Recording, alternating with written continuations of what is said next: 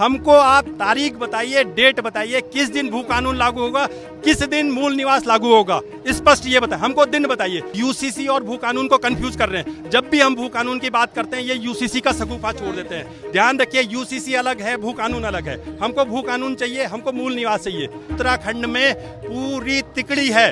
5 से 10% भ्रष्ट नौकरशाह, 5 से 10% भ्रष्ट ठेकेदार और भूमाफिया, 5 से 10% नेता, इन दिनों की तिकड़ी उत्तराखंड को चला रही। देहरादून में एक महारैली का आयोजन यहाँ पर किया गया है, जो कि मूल निवास 1950 और सशक्त भू कानून को लागू करने की मांग को लेकर एक रैली यहाँ पर की जा रही है। तो आइए, यहाँ पे तमाम लोग, संगठन है, लोग हैं मौजूद हैं, उनसे हम बातचीत कर रहे हैं। क्या नाम है आपका? और कहाँ? नवीन जोशी है। नवीन जी, कहाँ से आप? मैं देहरादून से हूँ। वैसे मैं चमोली गढ़वाल से बिलोंग करता हूँ। ग्वालदम करके एक छोटा सा हिल स्टेशन है, मैं ग्वालदम का रहने वाला हूँ। ग्वालदम के बगल में भी एक छोटा सा गांव है, घनियाल धार।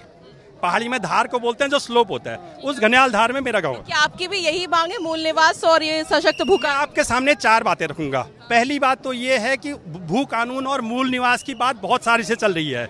सरकार कमेटी बनाती है और उसके बाद अगली कमेटी बनाती है। हम धामी जी से कहते, धामी जी हम आपके साथ हैं, हम आपका विरोध नहीं कर रहे हैं, हम आपका समर्थन कर रहे हैं। हमको आप तारीख बताइए, डेट बताइए, किस दिन भू कानून लागू होगा, किस दिन मूल निवास लागू होगा, स्पष्ट ये बताइए। हमको दिन बताइए, हमको अगली की कमेटी मत बताइए। दूसरी चीज, उत्तराखंड में एक बात क्या हो रही है कि ये लोग यूसीसी और भू कानून को कंफ्यूज कर रहे हैं। जब भी हम भू कानून की बात करते हैं ये यूसीसी का सगुफा छोड़ देते हैं। ध्यान रखिए, यूसीसी अलग है, भू कानून अलग है। हमको भू कानून चाहिए, हमको मूल निवास चाहिए।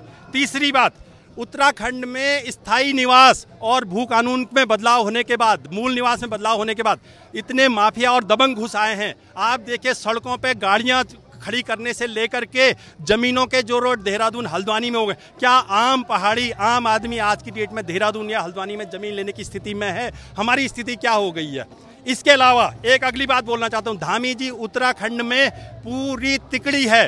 5 से 10% भ्रष्ट नौकरशाह, 5 से 10% भ्रष्ट ठेकेदार और भूमाफिया, 5 से 10% नेता, इन दिनों की तिकड़ी उत्तराखंड को चला रही। ये डिसाइड करते हैं कौन सी पॉलिसी बननी है। उत्तराखंड की जनता उसमें प्रायोरिटी बनी होती। हमारा धामी जी, हम आपके साथ हैं। आपसे निवेदन है कि इस भ्रष्ट तिकड़ी पर प्रतिबंध लगाइए, इस भ्रष्ट तिकड़ी को रोकिए, वरना उत्तराखंड बर्बाद हो जाएगा।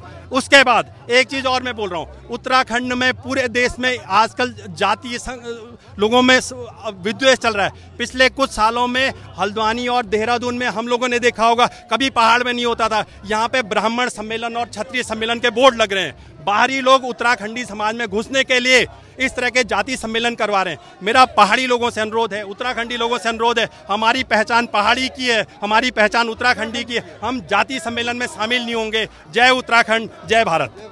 जोशी जी यहाँ पर कह रहे हैं कि जो यूसीसी है वो नहीं आना चाहिए, मतलब कि वो अलग है और ये भू कानून अलग है। जब भू कानून की बात होती है, यूसीसी का शगुफा जो है यहाँ पे छोड़ दिया जाता है। फिलहाल इतना ही। मैं सरिता तिवारी, कैमरा पर्सन अमन के साथ, उत्तराखंड तक, देहरादून।